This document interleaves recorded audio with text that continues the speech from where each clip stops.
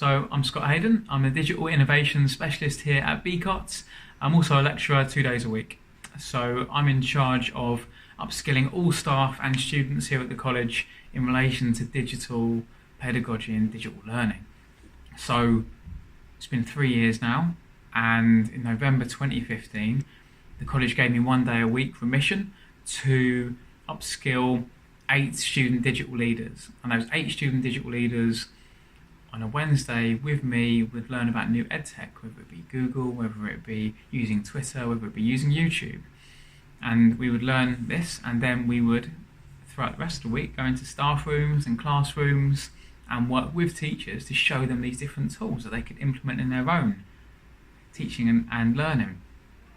That went really well. And on inset days, the college gave me the opportunity to introduce the digital leaders, and on the first inset day, November 2015, we spent 3 hours with all of the staff. And at the end of the 3 hours, they'd all created a resource which they could then use in their teaching and learning, which sort of helped to win the hearts and minds a little bit, to be honest with you, because the staff could see the relevance and the meaning as to why they could be doing this and how it can be useful in terms of enhancing their own practice, while also role modelling to their students the use of digital tools that they would expect in return.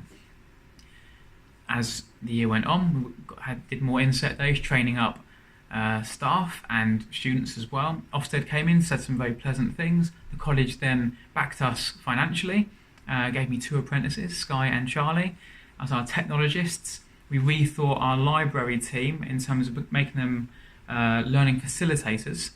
So they were in charge of our blended learning zones, and the college in 2016-17 implemented blended learning, 1 hour of integrated digital independent learning into every single course. All 80 courses, full-time courses that is, had 1 hour of timetable blended learning using Google Classroom, all the Google tools, and different innovative approaches to learning. So our beauty students were making blogs with photography and video of their makeup. Our engineering students are doing 3D modelling. Our media guys are practicing filming techniques. Our sports guys learning about spreadsheets and analytics as to how to measure their biorhythm data, as it were. All these different courses were using digital in a meaningful, relevant way that progressed them in their particular field, that helped them to become employable and to upskill digitally alongside their actual programme of study. And as the years have gone on, and we're now 3 years deep in this, the blended learning hour is woven into the fabric of the curriculum relatively seamlessly now. At first, it was relatively a bit of a gear shift to do that 1 hour each week, whereas now it's woven quite neatly, and the teachers are implementing blended learning strategies into all of their teaching and learning, which is kind of wonderful.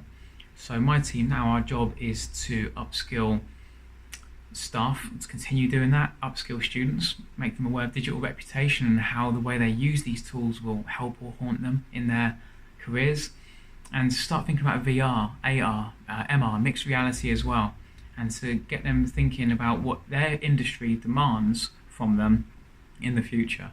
So that's the next step for us. There's connections with industry and asking, what do you want from employees in the next 10, 20 years? And it's our job to help co-design meaningful and relevant pedagogy with the teachers for the students. And has there been any, saving in time, saving in costs? So after 3 years, we are starting to see some financial gain from this. Although that was never the initial idea, but in terms of the Chromebooks and the efficiency of the device, we're seeing savings. We're printing less because we are sharing in the cloud. And we are starting to see teachers' time saved a little bit, in the sense that we are using self-marking quizzes, games, puzzles, and flipping learning, in the sense that students are actually investigating and showing independent study outside of the lessons, which then frees up the teacher's time for that bit in the classroom, that one-to-one bit that can never be automated or replaced.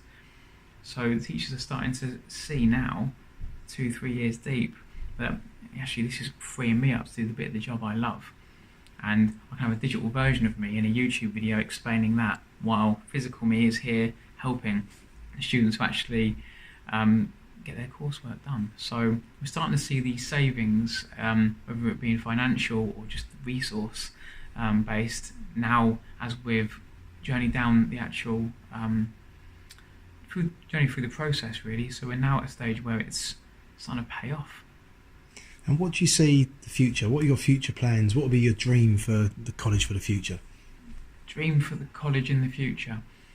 I suppose the dream for me is to have industry ties. So BMW sponsoring automotive courses, for example. I want all of our courses industry ready, undeniable, in the sense that the digital skills and the other skills that are in their vocational courses are proven, stamped to be industry ready. I really want that. It helps make it undeniable. If students give any pushback in relation to using digital tools, and some do, I mean, everyone talks about digital natives, but they're good with the technology of being a teenager, not so much with other cloud-based approaches sometimes. So they need help, support, care, attention from a team to actually make them feel like they're learning and developing these skills. So what I would like in the future is to have courses industry approved, ready, and once you do that, the students give very little pushback. They see the relevance, particularly a vocational college, where they say, what's the point? Why am I doing this? If you say, well, if you want to be a mechanic now, you've got to be on camera, doing the service sometimes as well, speaking to the client, sending a video of you actually going through, changing the tyre, saying the brake is well below tolerance here, and messaging people in the warehouse and collaborating with people, using 3D models, researching. These are tools that mechanics are using. So if you explain that to our level 2 auto guys, they eventually go, yeah, fair enough, I want a job at BMW, so I will do this.